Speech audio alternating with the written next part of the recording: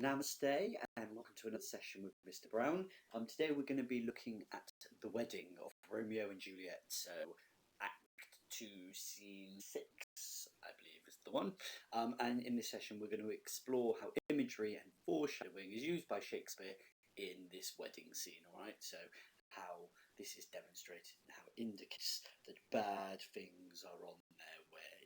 Okay, so if you remember rightly, Romeo and Juliet have secretly gone to get married. Friar Lawrence is married, and the nurse knows, other than nobody knows about this secret wedding.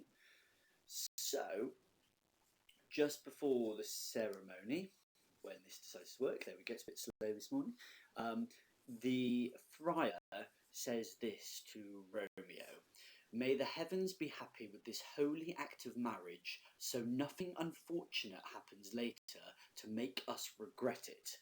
Okay, so as you can see, this is filled with imagery and filled with doubts or worries had by the friar.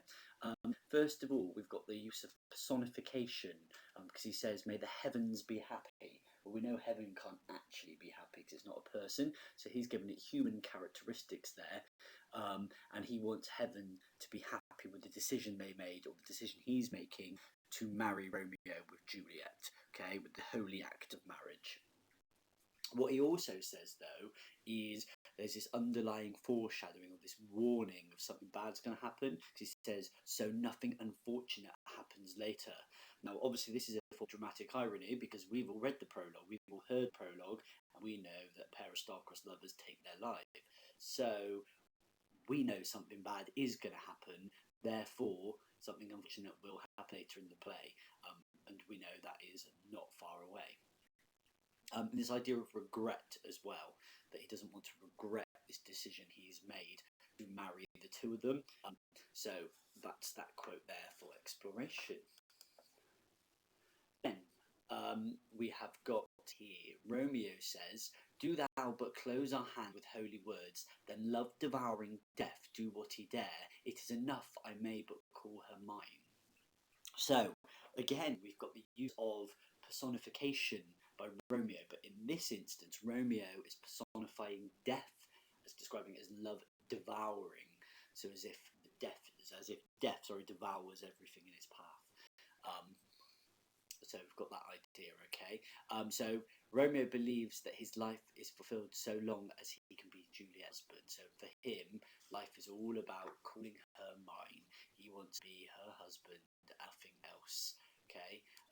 So that love will devour death. But what we've got is the juxtaposition of love and death, which creates a sense of foreboding that their love will cause their death, okay? So we've got love and death within the same sentence there, the juxtaposition of those two. It just shows that there is some level of warning within what Romeo is saying, and this sort of need of death, or this linking love with death, which we know these two lovers do end up dead. So again, it's that indication there. Another one that ties in with this, the friar says, "These violent delights have violent ends." Okay, I love this quote. I think this is a really good one for foreshadowing. The double use of the word violent really indicates the violence within the play. It's one of the key themes of conflict. But this idea of, if you love something and something's great, and you love it with an absolute passion, that does it have a violent outcome in the end? That do the two counterbalance each other? So if we're looking at the idea of fate as one of the themes, this is sort of indicating that if you get something in excess that you delight in, you have to repay that debt at a later point, and it has a violent end perhaps. So it's sort of foreshadowing again with that idea. So these violent delights have violent ends, and in their triumph die like fire and powder, which as they kiss consume, is the full quote there, so it just adds to that bit. So Friar once again is warning Romeo not to excessively obsess himself with love, as it only ends with dire misfortunes. He foreshadows that their love will end in their deaths, and the repetition of violence and the use of death, fire and powder create a semantic field of violence. So hopefully you all know what semantic field is. That's where links themed words link together. We usually do that in poetry, but you can see that it's used here by Shakespeare as well. So then,